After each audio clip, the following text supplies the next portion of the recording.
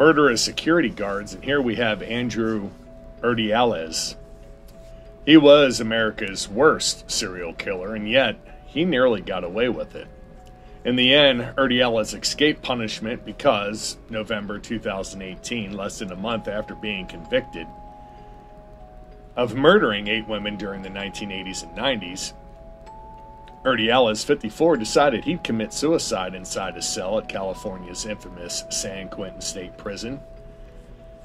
He began his crime spree while serving in the U.S. Marine Corps at Camp Pendleton outside of San Diego. The Chicago-born Marine his first murder occurred January 18, 1986. His victim was 23-year-old Robin Brandley, whose corpse was found in a parking lot on the campus of Saddleback College in Mission Viejo, California.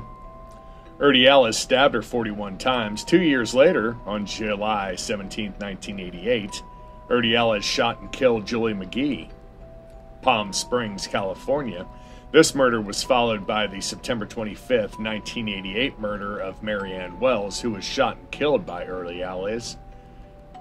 He went on to kill 2 more women in California, 18-year-old Tammy Irwin on April 16, 1988, and Denise Manley on March 11, 1995. And between these crimes, he abducted and raped a 19-year-old Jennifer Asbenson.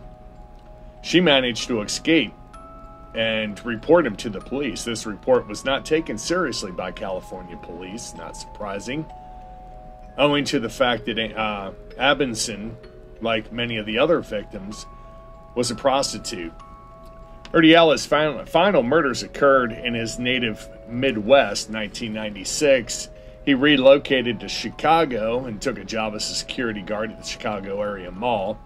April 14, 1996, detectives in Cook County, Illinois, found the body of Laura Ulaki, who had been shot to death the night before. A few months later, on July 14, 1996, the Livingston County Sheriff's Department in Livingston County, Illinois, found the body of Cassandra Coram floating in the Vermilion River.